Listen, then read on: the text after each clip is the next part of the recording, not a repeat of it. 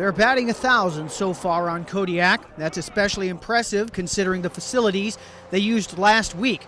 Much of the control area looked like a trailer park. A series of launches using missiles 4 times as big as the Air Force's 37-foot modified Minuteman could follow in the years to come. This gigantic trench gives you an idea of what's to come. This is where exhaust flames from future rockets will go shooting out over the cliffs of Narrow Cape. When you light the solid rockets, okay, you've seen the tremendous amount of smoke, okay, that comes out the exhaust.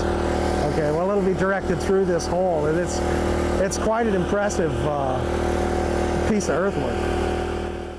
This huge structure will be what they call payload processing. When it's finished, they'll bring satellites inside this building and then put the satellite inside a protective container.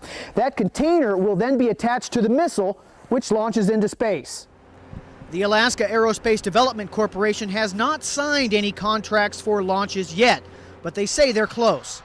Well, of course, there's an enormous amount of interest in the facility now that it's actually under construction. Alaska Aerospace is talking to a lot of major companies in aerospace about the possibility of launching here from Kodiak in the future. Construction moves ahead on a fast track. We have a missile on a transporter erector.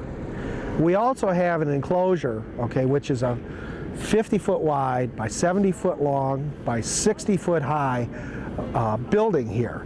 This building is on rollers, and it'll roll on these track systems that you see here along with the transporter erector to the launch pad, which is out here to our east.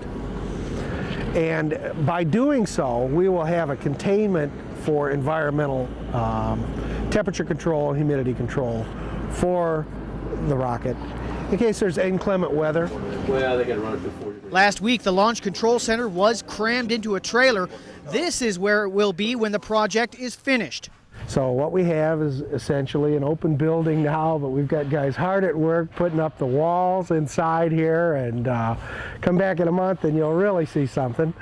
But essentially, we've got some windows out here that the VIPs can look at the launches from, and inside here, this is it's a what we call a pre-engineered metal building.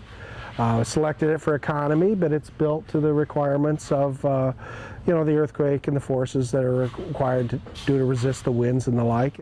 The scheduled completion date for the Kodiak Space Launch Complex is next spring. On Kodiak, Kirk Chason, Inside Alaska.